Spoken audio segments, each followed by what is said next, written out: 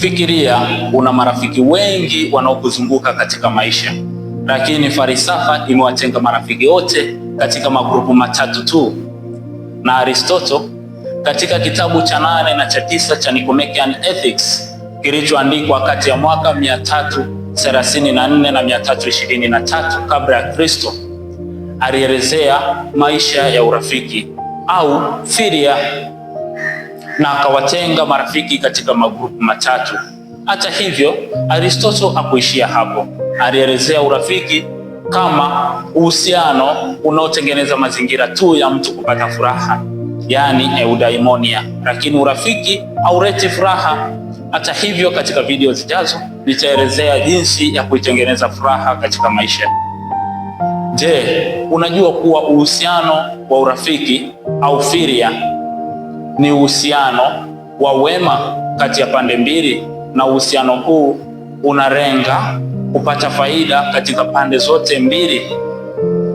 Basi, kadri ya tafasiri ya Aristotle alielezea urafiki kama uhusiano wa wema unaolenga kupata faida katika pande zote mbili. Hata hivyo, unabidi ujue kuwa urafiki huu umegawanyika katika magrupu matatu, na marafiki wote wanaotuzunguka wanaingia katika magrupu hayo. Ndiyo maana Aristotle alielezea magrupu haya kwa undani zaidi ili kuhakikisha tunaweza kuwaweka marafiki katika magrupu yote matatu na kumpata rafiki aliye bora au rafiki wa wema.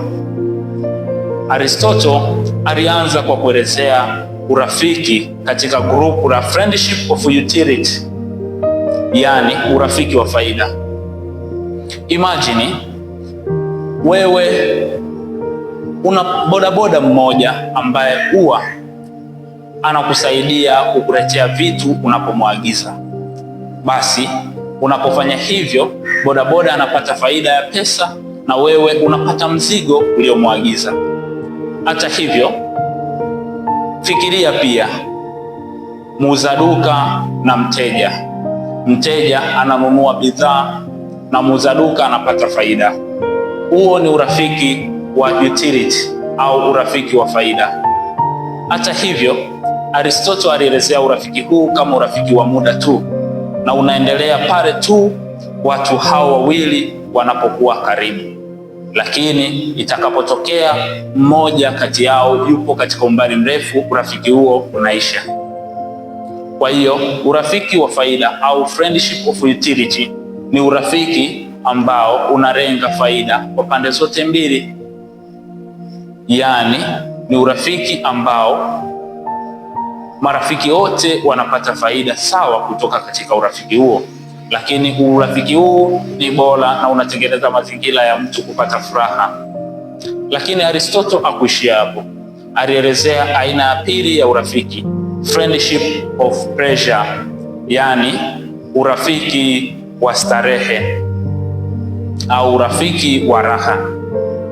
Aristotle alielezea urafiki huu kama urafiki ambao marafiki wote wanapata faida ya burudani, starehe na hisia kutoka katika uhusiano huo wa kirafiki.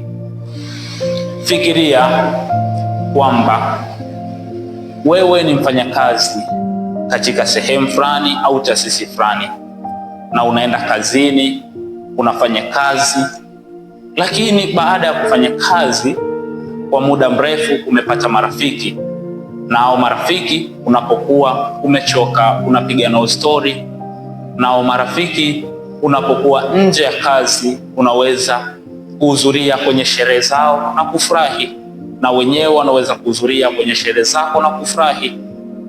Au ni marafiki wa raha au marafiki wa starehe.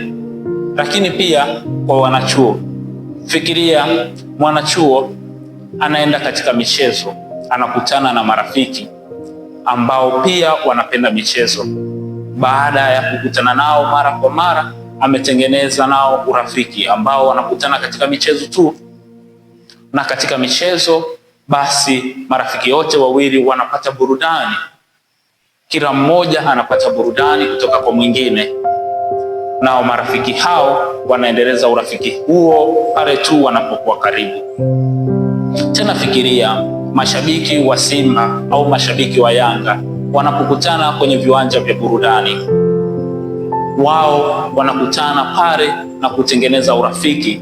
Tena urafiki huo unakuwa umebase katika burudani ya mpira, lakini urafiki huo unaisha pale tu marafiki hao wanapokuwa katika umbali mrefu. Hata hivyo, Aristotle alielezea kuwa urafiki huu ni muhimu katika kutengeneza mazingira ya furaha, japokuwa hauleti furaha moja kwa moja. Basi urafiki huu wa starehe au urafiki wa faida unakuwa umebezi katika mazingira ya watu wote wanaojihusisha katika urafiki huo kupata starehe, yaani wote wanapata starehe kutoka kwenye urafiki. Lakini Aristotle hakuishia hapo. Aristotle alielezea friendship of the good or virtuous friendship. Je, Aristotle alielezeaje friendship of the good or virtuous friendship? Aristotle alielezea urafiki huu kwa kutoa mfano wa Socrates na Plato, ambapo Socrates na Plato urafiki wao ulihusianishwa katika kutafuta ukweli, lakini pia katika fadhila. Fadhila ni tabia ambazo zinamuongoza mtu kutimiza majukumu yake. Kwa hiyo Plato na Aristotle walikuwa ndani ya urafiki wa fadhila na urafiki wa kweli. Kwa hiyo urafiki huu ni urafiki wa wema au urafiki wa kweli. Tena urafiki huu wa friendship of the good au urafiki wa wema au virtuous friendship, urafiki wa fadhila, ni urafiki ambao pande zote au marafiki wanasaidiana katika maisha, yaani wanasaidiana kufikia ndoto, lakini bila kutegemea faida yoyote nje au katika urafiki kutoka kwa mwingine. Mfano, faida ya marejesho ya pesa au faida ya malipo au faida ya kihisia. Hata hivyo, urafiki huu hautegemei vyote hivyo. Ni urafiki ambao rafiki anamjali mwenzake kama anavyojijali mwenyewe kwa pande zote mbili. Na urafiki huu ni urafiki ambao unakuwa umetengenezwa katika mizizi ya wema, yaani watu wema mara nyingi ndio wanaotengeneza urafiki huu. Na urafiki huu ni wa muda mrefu, ni urafiki ambao hauishi mapema, haijalishi watakuwa mbali au karibu, bado wataendelea kuwa marafiki. Urafiki wa shida na raha.